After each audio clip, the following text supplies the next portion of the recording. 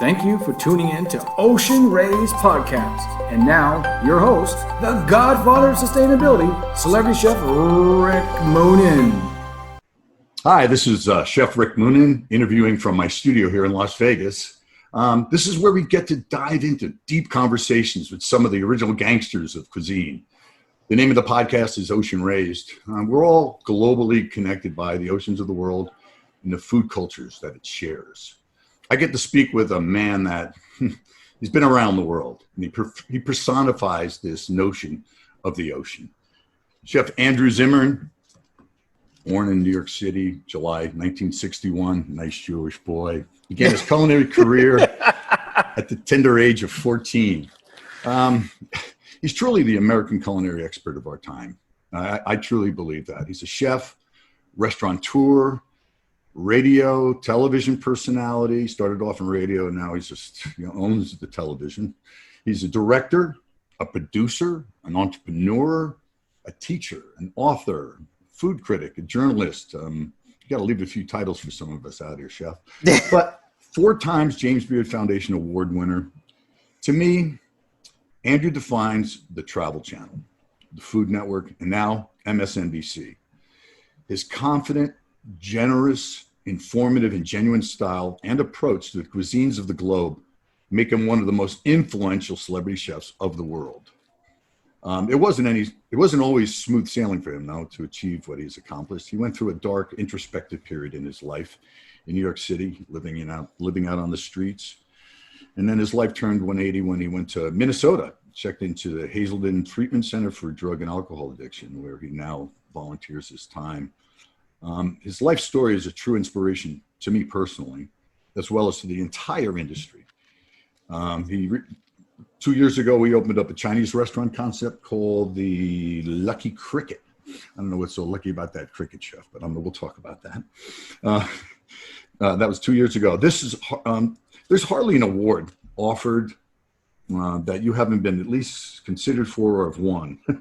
So I don't even have enough time to go into the depth of your resume. But today, we get to tell stories and discuss what is sustainable aquaculture. So let's first talk about growing up in New York City as a young kid and your first food culture experiences. First of all, thank you so much, Andrew, for your time and your informative expertise. I should always have my oldest and close friends introduce me. I may record that and have that be my new ringer on my phone, or actually better, when I put people on hold, like that's what they have to listen to. Yeah, this is just a real treat. When you emailed me and said, would you do this?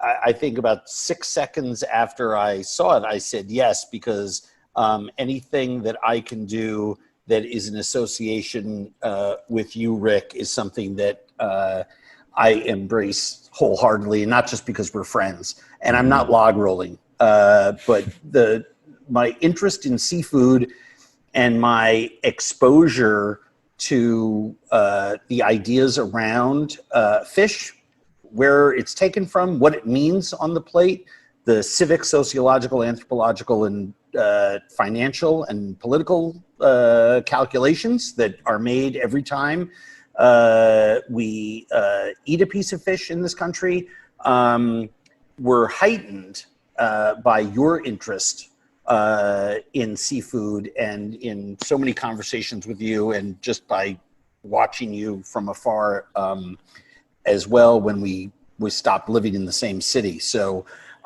thank you for asking me to do this. For me, I never thought about food as culture until my mother woke me up one night. Must have been about 4 a.m. It was a late August morning. We were out in Long Island, and she had those old metal thermoses, 3M thermoses with the plaid on the outside. Oh, yeah. Thermos company, the old school. Yep. And I mean, this is 67, 68. And we walked the mile from our house down to the beach, didn't take the car, and which had me curious.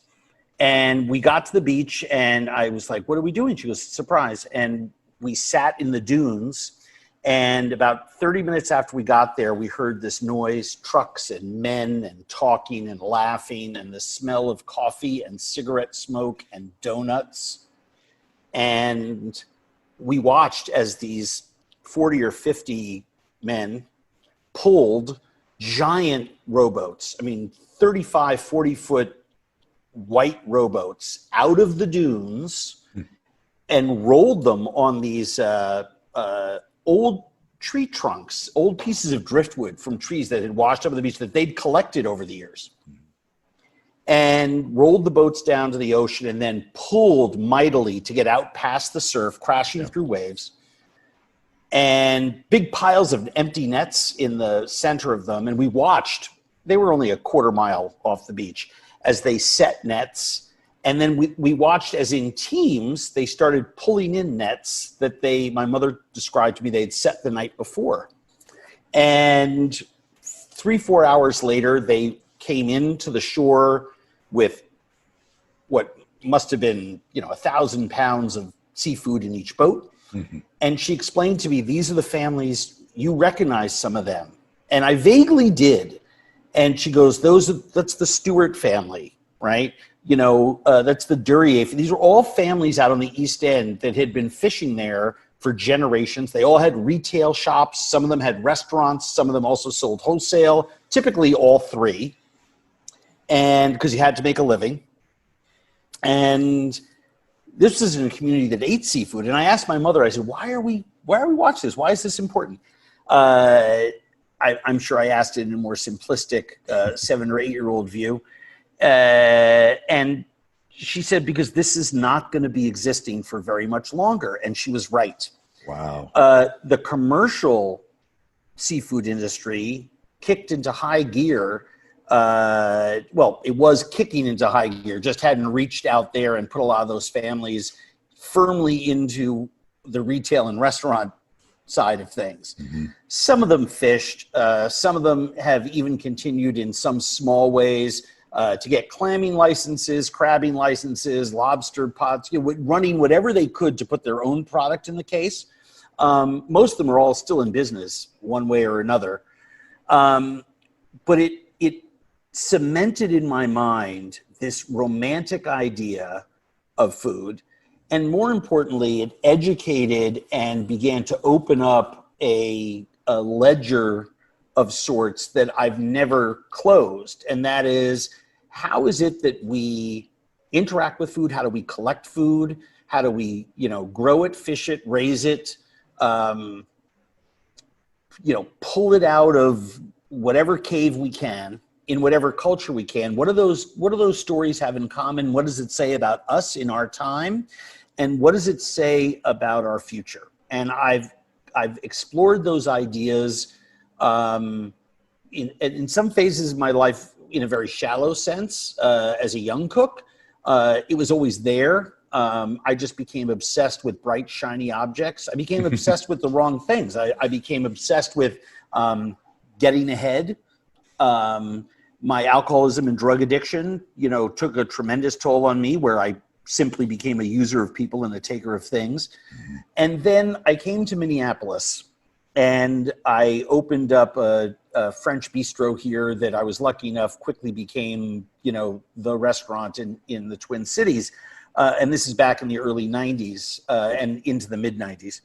And the one thing that wasn't served a lot was seafood. Mm-hmm.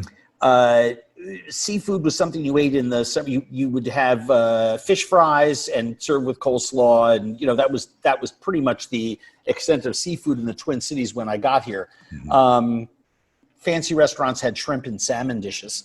Right. Well, you're in the Midwest. Yeah, that's exactly right. I'm in the Midwest, and as a culinarian and as a chef and as a restaurant owner, I was like, well, better to be the only than to be the best, right? So let's tilt our menu towards seafood. No one else is doing it. Yeah. So I put a raw bar in the restaurant. It was the first raw bar in Minnesota and in the Twin Cities. And it was an epic failure. I had, I was buying from 3 or 4 people on the East Coast that I knew, Brown Trading. I was having soft crabs flown in from my friends in the Chesapeake. I was doing, the quality of product before it was a thing. I was getting, razor clams from the Pacific Northwest in season. I was bringing in shad roe, run it as a special for the 5, 6, 7, 8 days that I could get it every spring. And it literally sat on the menu and did nothing. And it started to become a cultural lesson for me. And before too long, as I was exploring seafood from all over the world, trying to find things that people liked, and I started to see what was happening with prices. I started to get this is before I was making TV. I started to get really civic-minded and really politically concerned because without laws, we were seeing overfishing in some fisheries, and I was hearing it from the fishermen and the people on the dock. I was seeing the mislabeling of fish in my supermarkets and in people cold calling me, telling me that they had, something exotic called, this for young people, this comes as a shock, but you and I both remember the day everyone started selling Chilean sea bass, which, is Patagonian toothfish. And forget about whether you like to eat it or whether you don't like to eat it, but where something a fishery is being mismanaged and there's a marketing component to it, I start to get very concerned. It's like a warning sign is going off in my head. I remember going back to New York and going to a Japanese restaurant and having a vertical tasting of tuna for like $200, right? Mm-hmm. And I said to my guest, when I was little and my dad and I would come back to the dock in Montauk with our 2 stripers and our 3 monster bluefish destined for the smoker, my dad would point out, oh, look at that. There's a 500-pound tuna. And it was the most beautiful fish I'd ever seen. And they were swinging it in a derrick into the back of a truck to be hauled mid-island to the cat food cannery.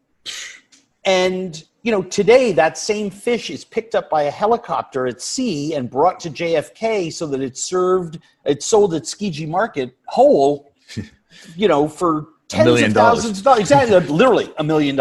Yeah.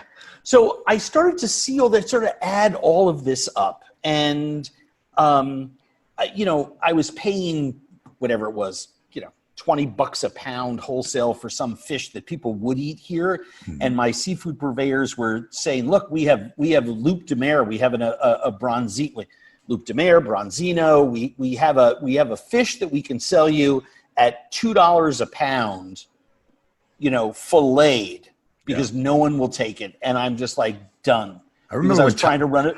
I remember when tilefish was $1 a pound. Exactly. $1 a pound. And crazy. it's firm fleshed and white. It was the kind of thing I could sell. And I just went into education and storytelling mode on this stuff.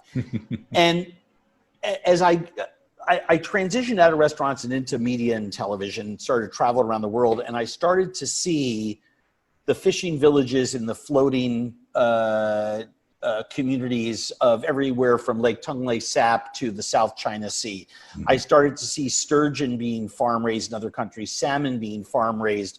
I happened to eat the first farm raised halibut in Scandinavia that ever existed. I saw trout go from being a mushy, flavorless farm raised fish that was worth nothing to some of the most stunning trout in the world being farmed. I can name 10 different trout suppliers that are creating stunning product. Mm-hmm. And I started to see what was going on with ocean raising, not only in Faroe Islands, most impressively to me, the stark beauty of it.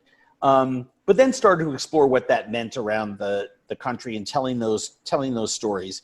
And the story of fish, the story of farm fish and disappearance of wild stocks, the story of how we feed America, the story about eating well being a class issue in America, sadly, the story of hunger in America, the story in COVID of the shuttering of a seafood industry here in America, both our boats going out to sea and our import-export model, because most people don't know, but something like 74% of seafood in America is consumed in restaurants.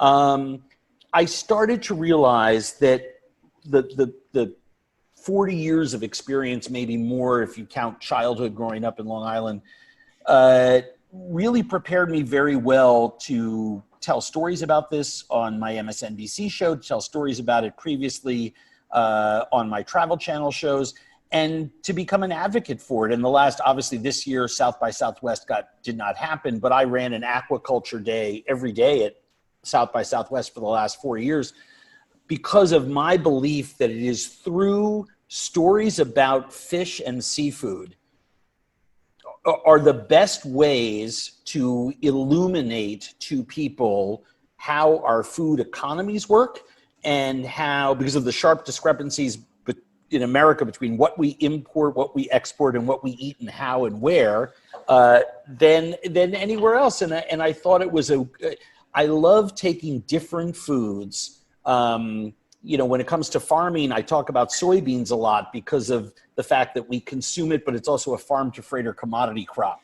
Right. I like talking about fish and seafood because I think it illuminates so many things in our sociological pantheon, but it's the best way to start talking about ecological sustainability, environmental sustainability, class and food in America. So wherever by way of introduction, that is my way of saying, I know what the cards say. Mm-hmm. I know how the deck is stacked. And I'll take this conversation anywhere that you want to lead it. You be Fred Astaire, and I'll be Ginger Rogers. All right, let's do it.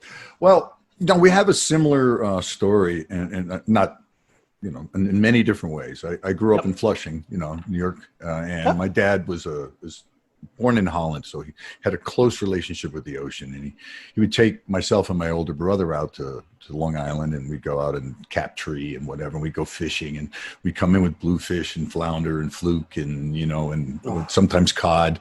My dad hated that because it was boring to him. He wanted something like fighting him, and etc. Sure. And I remember eating my first clam right out of the sand, in Sag Harbor with my dad. With my dad. And now here he is, I'm looking up to my dad, and he's opening this clam and he just eats it. So he hands it to me. Now this clam is a lot bigger to me. It's about the size of my head. It's not a little neck. It's a quahog. And that thing must have been in my mouth it felt like an hour. Yeah. I wasn't going to spit it out. I'm going to do as my dad does, and we grew up in a parochial environment. So my mother would have us eating seafood every Friday. That was a requirement in the Catholic religion, and it would be a rotation of salmon, swordfish, under the broiler, starting fires, or fish sticks. I mean, that was pretty much our culture.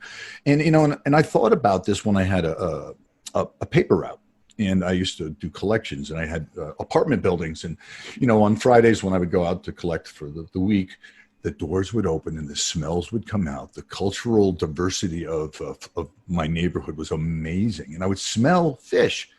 And it made me think later on in life that fish cooking in a home in the United States is not typical. It's beef. People don't come home and say, "Oh, Mom, this place smells beefy," but it will smell fishy. So our connection with seafood is a tenuous one in the United States from my experience. So I always wanted to tell the stories and to personify the whole thing a little bit so that people felt a little closer. I mean, nobody hugs a fish. I mean, let's just face it. We're talking about the items that people find not too attractive. So that being said, I only wanted wild fish when I was growing up. And even early in my culinary career, I was like, wild only, none of this farm stuff. No way. Sure. I remember when I was leaving the water club to go to Oceana, that was my battle cry. Mm-hmm. And little by little, I learned so much more about aquaculture, something that's been around for thousands and thousands of years. But in our lives, the explosion of it, the need for it, the economic and social, interactiveness of it all is really just a few decades old. And in the beginning, and this is how I explain it, there was some mistakes being made because it was so new. It was a gold rush, so people weren't quite thinking about fish ratios, fish in, fish out, the amount of marine protein it takes to raise X amount of fish to a certain size so it's marketable, the amount of effluent or the byproduct that comes in an overcrowded environment. a lot needed to be adjusted and learned. Parasites, everything that comes along with the farming. Copper netting. Copper netting, correct. I mean, throwing salmon's directive systems off. People don't even understand the feed ratio issue. And as much as that problem has been solved now, it's almost difficult to talk about now that we do have a solution for it. And there are really healthy feed systems for fish, and there are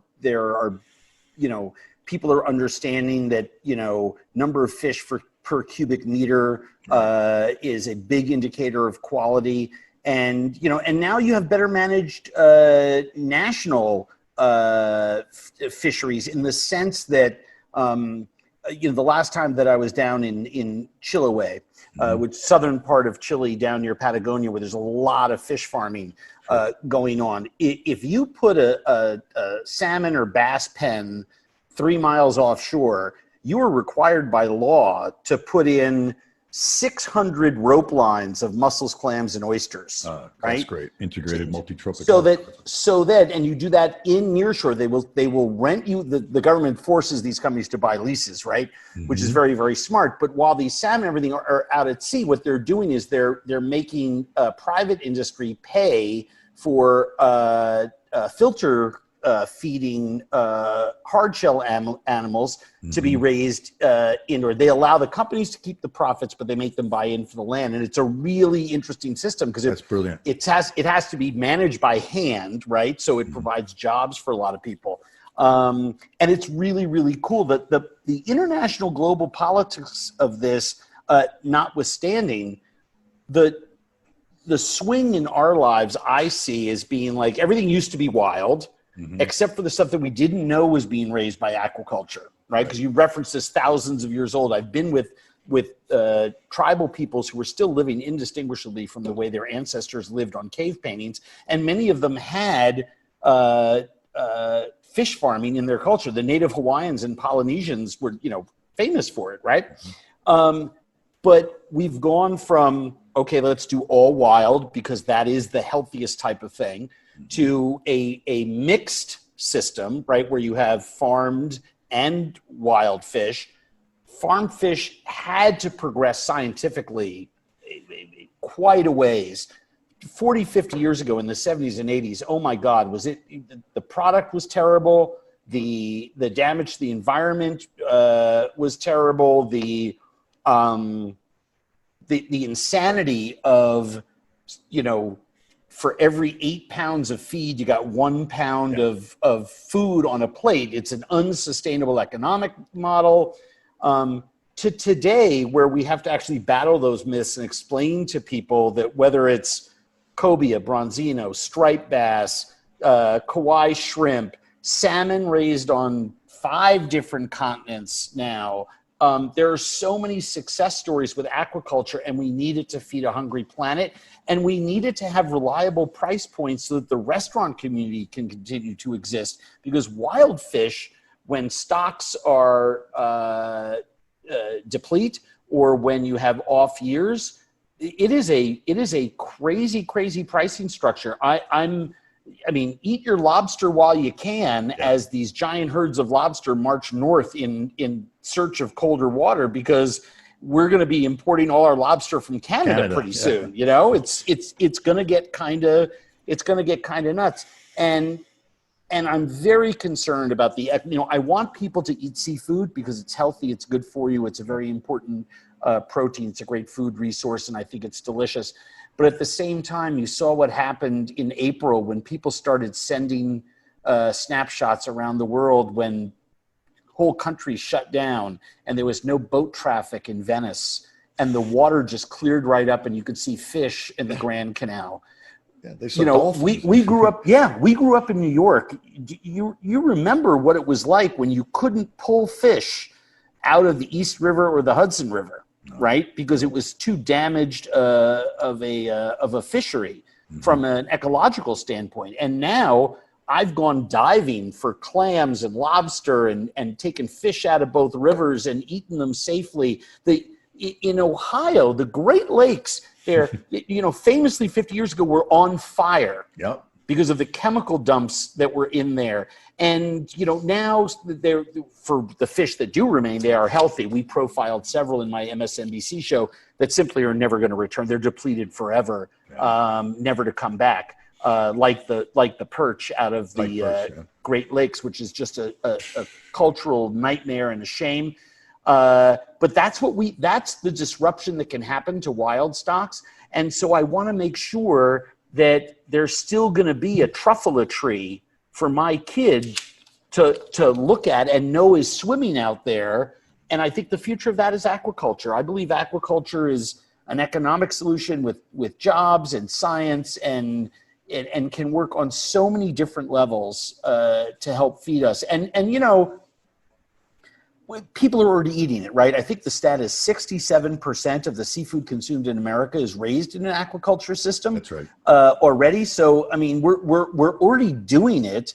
What we need to do is increase the variety, increase the places that they're from, allow American jobs to flourish there, and to disengage with the bad actors in the aquaculture industry and strengthen international trade laws so that we have some teeth in the rules and regs in other countries where they may not be ready to police their own fisheries, wild or farmed. Yeah.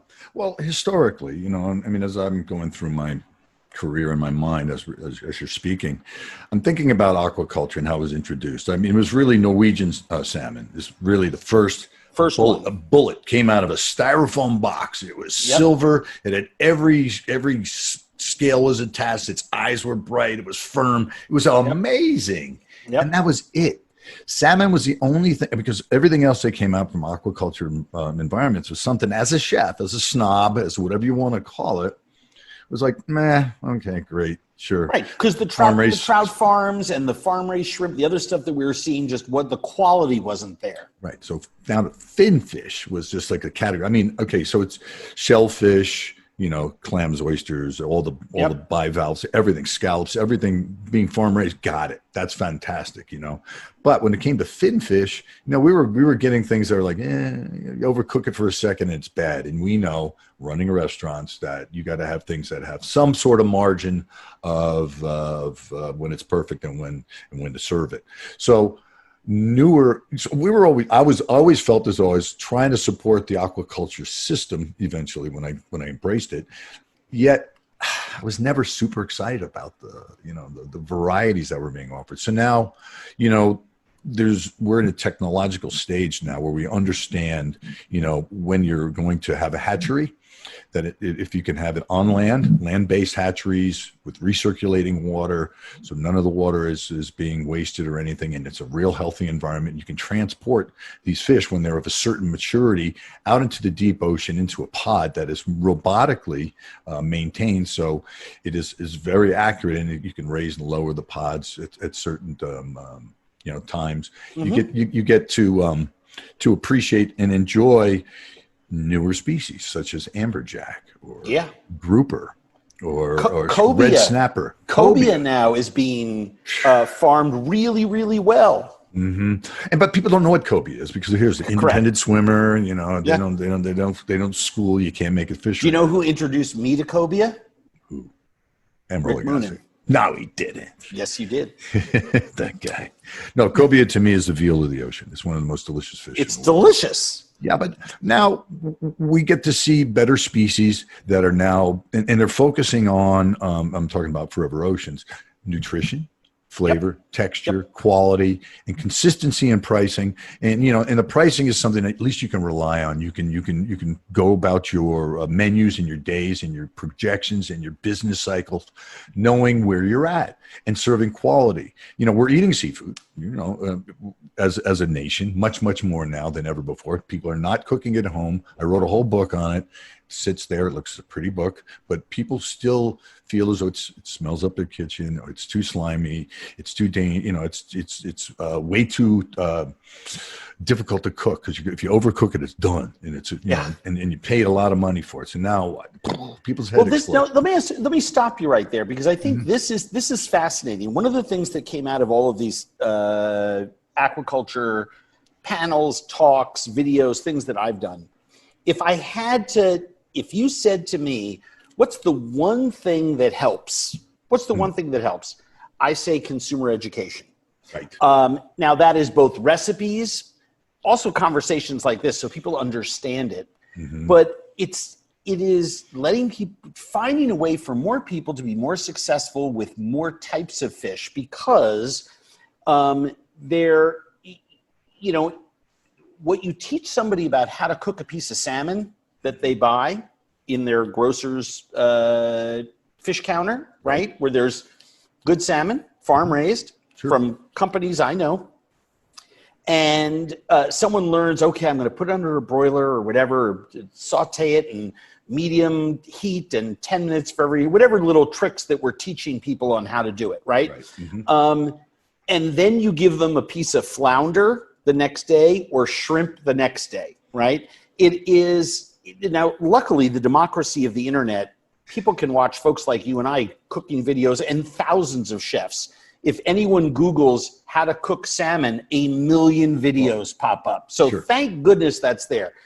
But it is about education, because getting people to be more successful and more comfortable with these products, I think, is the key to people embracing them. And I know this is not a setup, because we did not know this was happening, but on my Instagram page or platform, I'm Chef AZ for anyone who doesn't follow me or would like to. It's a fairly fun Instagram account to follow. Do it. I have a picture last night of a farm-raised striped bass that I cooked. It is one of my favorite fish. They come sized a lot of different ways. This is a relatively small striped bass, ocean raised, American company raising fish in the Pacific off of Baja, California. Gotcha. And, I sat there and I ate it. We put nothing on it. I had all the accompaniments bring all the flavor, 2 sauces, a bunch of Japanese pickles, some rice. I rubbed it down with a little bit of sesame salt and oil, and I just, 7-8 minutes aside on a covered grill, and then let it rest. Crispy charred skin, beautiful fish flavor in that fish. And one of the people who ate it was not a fish lover, and dove in with great abandon. And I realized, it wasn't dry, it was moist, it was flavorful, it was fresh fish, which is one of the great things about aquaculture. It doesn't have to be frozen. It can arrive fresh because of how it's harvested. It comes down to education, because the folks I was eating with last night said, growing up, my family didn't know how to cook fish. And so there's a lack of built-in understanding about how to work with these kinds of products that I think we're fighting that battle as well. I think it's just really, really important that people educate themselves. I want to bring up a word, because I feel as though the fishing industry historically has been pretty poor at transparency. Projecting what they are doing, what is happening. It's usually an industry that gets beat up, and for good reasons. I mean, if you're switching labels on fish, you should be called out for it, 100%, et cetera. But this is an industry of fishermen, guys coming in, and the names of the fish themselves are so confusing. The same fish can have 6 different names in the same country, depending on what region you're in. Now, that being, because what is that? Well, I don't know. I got 6 toothfish, a slime head, and, they're making names up as they go along, Yeah. And so that's not good for marketing. It's a marketing nightmare. And so that's why, success stories such as Chilean sea bass, is a big one. And slime head, is another one.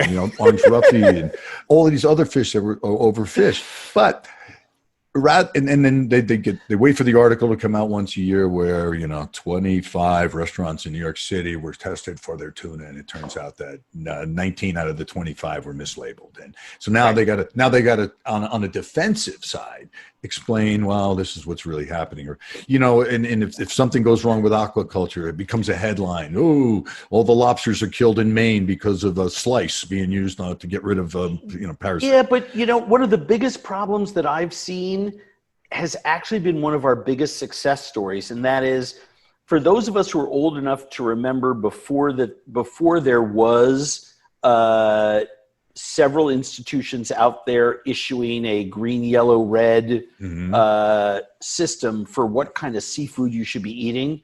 When that first started, and most famously with the Monterey Bay Aquarium watch list, I was jumping up and down and screaming, yay, yay, yay, success, success, success. Here was someone where you could look up and you could say, something, if I'm eating that fish, I'm doing a good thing for the environment. If I'm passing on that fish, I'm doing a good thing for the environment. And at first that was true.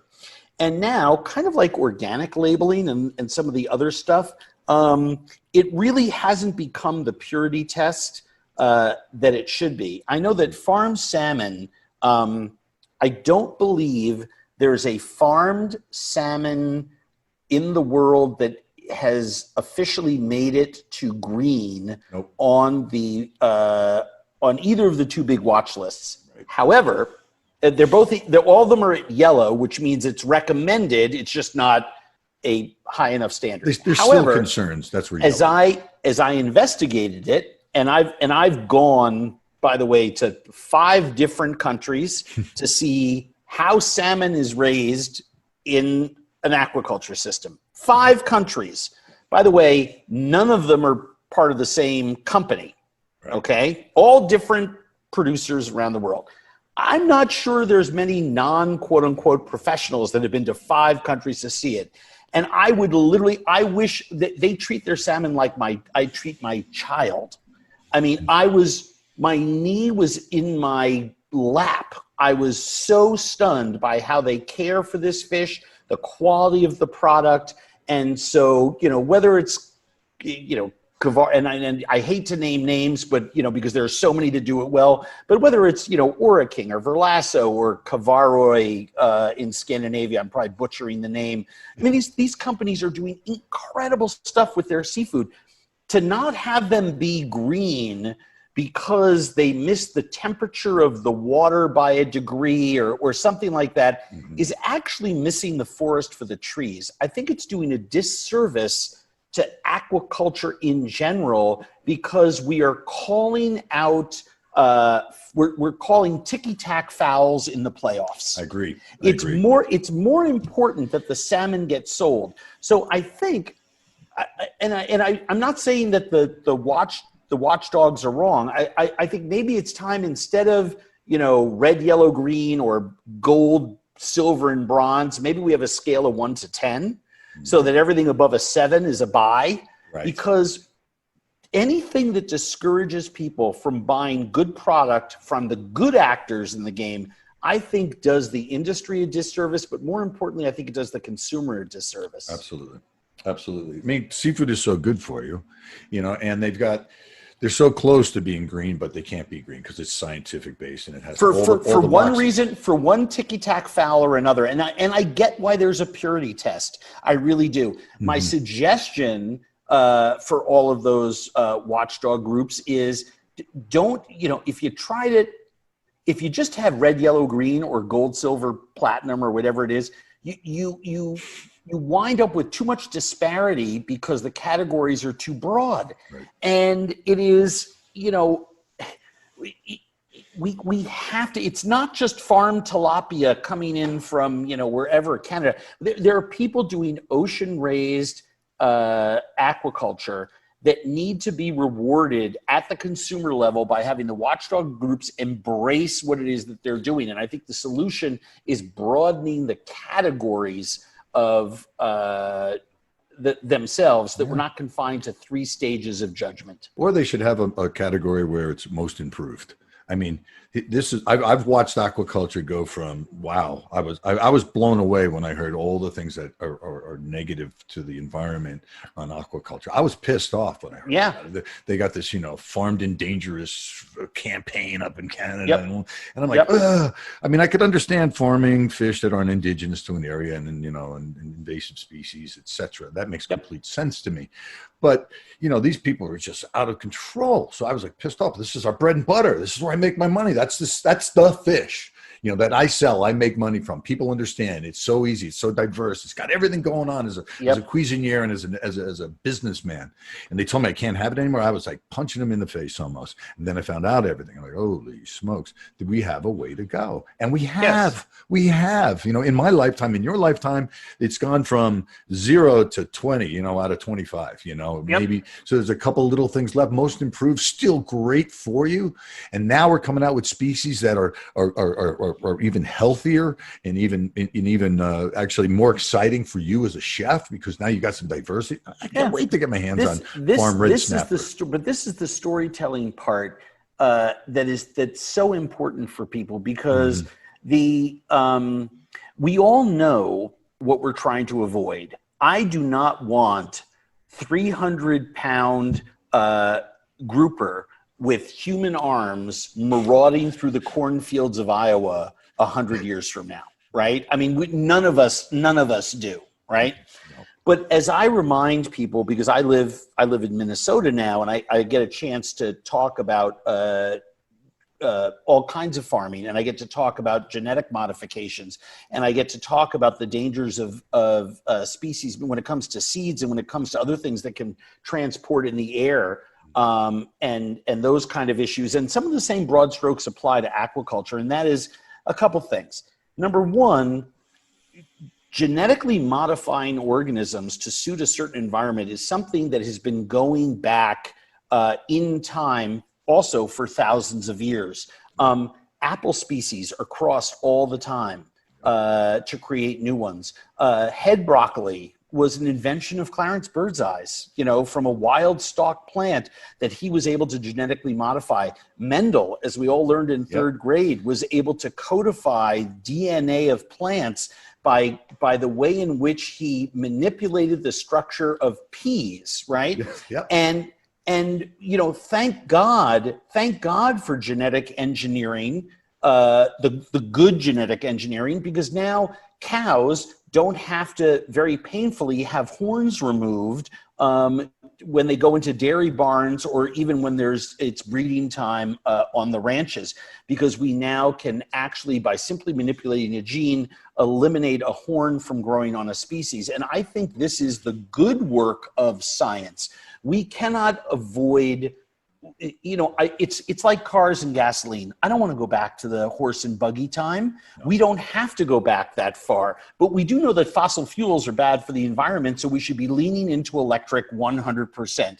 And it's the same common sense attitude with aquaculture. We do not have to go back to 1,000 years from now to be successful, but we can't ignore the good science that's out there. There is great science out there, and we need to be embracing it so that we can feed a hungry planet, and we can keep the economic engine of farming and restaurants. I mean, a multi-trillion-dollar industry, when you go up and down the pipeline, when you go left, right, north, and south, that surrounds food service in America. And when you add on the tourism component and all the rest of that, we want people to still go and eat Maryland blue crabs, a wild species, right? And go to the Chesapeake Bay and stick $2 billion a year into an economy in an area that desperately needs it in that part of Maryland. By the same token, we shouldn't be overfishing wild species, and we need to be increasing our resource on aquaculture. If we're dumping 50-pound bags of flour out of the back of a C-130 Hercules in a war-torn part of the world that desperately needs help to feed its people, why can't we be sending real food? Why can't we be sending fish? We should be. Yeah. We should be. We have the capability to do it. It is a skill and will issue. In America in 2020, we have the skill to do anything. We put a man on the moon in the 60s, for fuck's sake. This is ridiculous. We have to have the will, the political will, to change the way that we look at these issues. We need to change the rule book. That green, yellow, red rule book is 30 years old. It needs to be changed. We need to educate the consumer because we constantly have to upgrade that. And we have to take a modern day approach to trade laws in this country and what goes out and what comes into this country. Because if we don't do those three things, we're not going to be able to take advantage of the good science that's out there that will allow us to eat this delicious, sustainable product. From your mouth to God's ears, my friend. I need your help. I need your help to help educate. And you're doing a great job. But I work tirelessly on. It was the subject of our AZ Cooks live video shoot last night on Instagram. I'm actually, and this is not a setup. We have not talked about this. Nope. But I'm dedicating the whole month to talking about aquaculture. So this is a very timely and necessary conversation. I don't believe in coincidences, and I know that all these things happen for a reason. But it's just such an important issue to me because you can tell every food story you want with food that I love above all. I mean, you and I are seafood guys. I mean, we love it. It's what we have in common professionally. Right.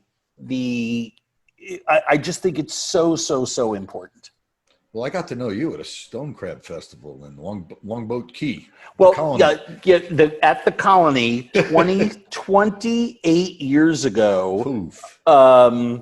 That was quite a crew Robin that Haas. year. So some real rock stars there. Mike Lotta and I were the young kids that couldn't believe that we were there. Jean-Louis Paladin was cooking at that festival. It was really quite something. We had an amazing time down there, and I reminded you at the time because you were like, "Oh, it's great, we're hanging out," and there were two things that I remember most about that festival. One, and J.P. Samuelson, the director of culinary from Passport Hospitality, my company here in Minnesota. It's his favorite story, and he still does it every single food festival that we do together, every single offsite we do, everything. The day that I showed up at that food festival, I said, I'm going right to the kitchen to prep. I want to find my stuff right away because I know the last person in there doesn't get the space in the walk-in, doesn't get the good anything. That's and right. I wanted to size up the help, and I want to go in there right away. And I get there, and I was the second chef to get to the kitchen. The first chef to get to the kitchen was Rick Moonen. And I learned early. You learned early. And you were making you were making several things that weekend, but at the time you were making tara masalata. Mm-hmm. And you were using these giant, like 40-gallon stainless steel work bowls that they had. Yeah. And there was one, and I forget what dish I was doing, but I was like, oh my God, where'd you get that? I need one. And he's like, yeah, they don't have any more of these. And you went and put your tara masalata, you directed me to the work bowls. I got the next size down. Right. And, an hour later, you're working with another one of the work bowls, and you had shown me your technique for the tara masalata with the club soda and a whole bunch of other stuff. And, off your tara masalata goes. And then you were working in another bowl the same size. And I said, wait a second, you said, no, I didn't say this was the only one. I said, there are none left. And you told me your secret was you grabbed both of them and you hid the second big one because you knew that you would need it later on for your crab cakes. And to this day, every time we walk in somewhere, JP looks at me and goes, Moonen, and I like, absolutely. And what that means is grab all our equipment in the right size now and hide it. That is the honest to God's truth. The other New Yorkers, thing that I learned, it's dog eat dog out there, chef. It is dog eat dog. The other thing that is true, and it's on my website, and every time I cook it publicly or in a video, I always give you credit for it. But you essentially taught me down there. You were doing what was basically I call it a foolproof hollandaise. I think you nicknamed it like a reverse hollandaise, where you weren't whisking you weren't liaising into hot with hot butter. You basically solidified your emulsion with your egg yolk, your lemon juice, a pinch of mustard, pinch of cayenne, and a double boiler. And the minute that custard came together, you started whisking in soft butter, and it just holds no matter what.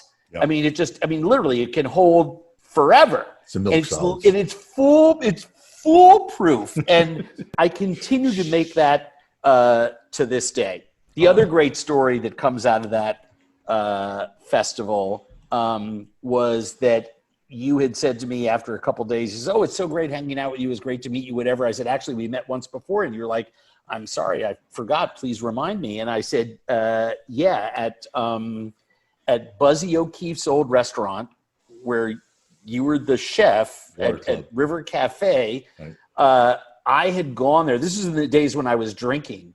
And you didn't check in with the chef when you were applying for a job. One of your sous chefs, it was a big operation.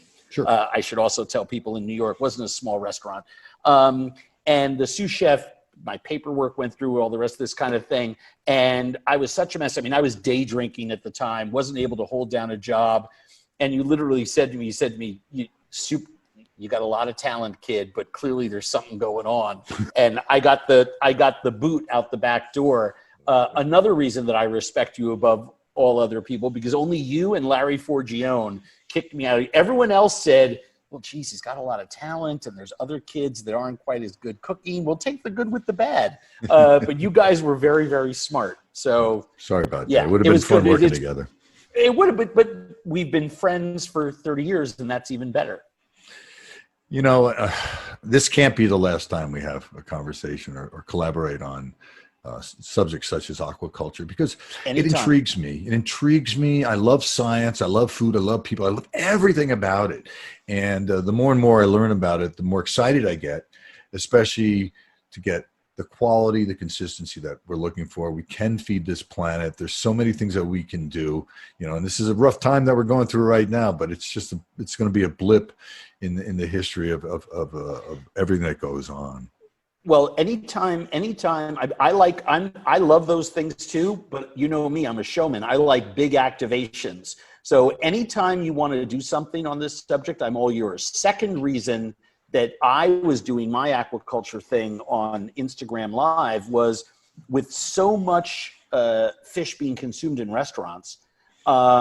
We have to keep, everyone's talking about keeping the doors open in small businesses all across America. Mm-hmm. We also have to keep our food businesses alive. And the people who've taken the biggest hit are seafood companies. Absolutely. And that includes the aquaculture companies, because their biggest customers essentially have gone offline. And now they're back in limited numbers. And so it's really, really important. It's not like aquaculture companies that are raising really quality product are like swimming in money. And so they need our help. And the more people understand how to cook this stuff, the better. Oh, no kidding. Think of caviar. I mean, to get a sturgeon to an age where it produces caviar, it's 6-7 years. How do you project 7 years from now the demand for the caviar that you're producing? I mean, it's exactly. But that's why sustainably raised sturgeon and farmed caviar. Do you remember how bad farmed caviar was 20 years ago? And now I've tasted stuff that is, unless you are a real maven, is indistinguishable. Agreed. Indistinguishable. Yeah. It's extraordinary, some of the stuff that's going on. And I was actually in Taiwan 2 years ago looking at wild sturgeon farms and the caviar that they were making from those animals. And I was absolutely blown away. The nice thing there is that the restaurants that are clustered around this one farm all cook the sturgeon meat, right? Yeah. Something that we need to do more of in this country, another delicious fish that deserves our love and attention. Agreed. Well, I think we're at the precipice of some really exciting products and understanding. And it's going to take an effort on our part, people in our arena to celebrate it. Get people to understand it, get people to rally around it, and to understand the not only the connection with the world, but the connection with your body. I mean, I bring this up. I mean, our bodies, is you, as I look at you, you're an ocean covered in skin holding you together. I mean, the percentage of water in your body is exactly the percentage of water on the planet, and it's salt water. Taste your tears, taste your sweat. So we're walking oceans. So that's who we are. It's where we came from. It's what we're going to become in the future, Oh boy, Andrew, you are an amazing, amazing interview. You're a fantastic individual. I love you as a person and everything that you do. And oh my God, what you've accomplished and continue to accomplish. I remember when you, my friend. I think you were cooking shrimp for Contessa at one point when I saw you at the Boston Seafood Show. Yeah, it wasn't Contessa. It was Handy Crab Company. Right. Handy Crab. I was doing crab work for them as I was transitioning, because when I stopped, sold my partner my half of the restaurant in Minneapolis back, and I wanted to get into food television. It took me 5 years of doing local TV, creating my own syllabus, learning how to talk. I did radio, I did magazine. I knew I had to teach myself how to communicate better. And meanwhile, pushing TV shows. And by the way, working for local news and then guesting on other shows, and then being a regular on some national programming, doing some specials for Travel Channel. I just busted my ass working like 7 jobs to get to the point where I could push around tape to try to sell my show ideas that eventually became Bizarre Foods, which did pretty well. And but along in there, just to make extra money, because I had 3 jobs. I was working for a magazine, a local TV station, and a radio station. The radio station, at one point I went to 5 days a week, but I think I was 2 days a week. The magazine, I had like 6 or 7 little blurb columns in there. They paid me like, $20 a column or something. Sure. The TV station was paying me like $30,000 a year. I mean, cobbled all together, it was a living, right? But I wasn't making any money. And I had an opportunity to work for a seafood company. I would go with them every year to the big trade shows in Boston and in Brussels. The big one in Brussels was unbelievable. Yeah, I've been and I bumped into you at several of those. You were on the big stage doing a demo, and I was in the booth pumping out like 8,000 crab cake bites at a time, putting in my dues. This is a story of perseverance, my friend, because that's what I'm taking away from this, because I remember that conversation. Keep your eyes on the prize. Yeah, man. You knew exactly what you wanted to do. Oh, yeah. And you did everything that you needed to do to get there. I want everybody listening to really understand. They see Andrew Zimmern. That's the guy, and the Bizarre Foods and all that. Yeah, but you don't know the story. The battle. Very intentional. Very intentional. And I actually, I teach entrepreneurship at Babson College. I mentor, hundreds of people in various things that I do outside of my straight up professional job. And the bottom line is, you have to map out where you want to be in 1, 3, 5 years. And you actually have to come up with metrics to determine if you're making progress towards them. A dream, once you have some dates set around it and some metrics, actually becomes a goal. And goals are attainable. They are truly, you can have setbacks. Goals are attainable. It's very rare for someone's quote unquote dreams to come true. I mean, I joke around, that's fairy tales. And yes, my dream came true. You can always say in the rearview mirror, my dream came true. But you can take your goals and work your way towards them. You can act your way into right thinking and to successes. You can't think your way into those things. It does not work. You actually have to act your way into it. Well, you're my idol in that respect, because you're the living, breathing example of exactly that, Andrew. Oh, I love you, buddy. Yeah, I love you too. What a fascinating interview, Andrew. And I thank you so much from the bottom of my heart. I want to thank everybody for listening to our podcast. And I just want to end this. I like to end on one part, my parting thought, and it's from a song from Tim McGraw, and it's always be humble and kind. And you've always been that to me, my friend. Oh, thank you, buddy. Stay well. You too. Bless. Bye-bye.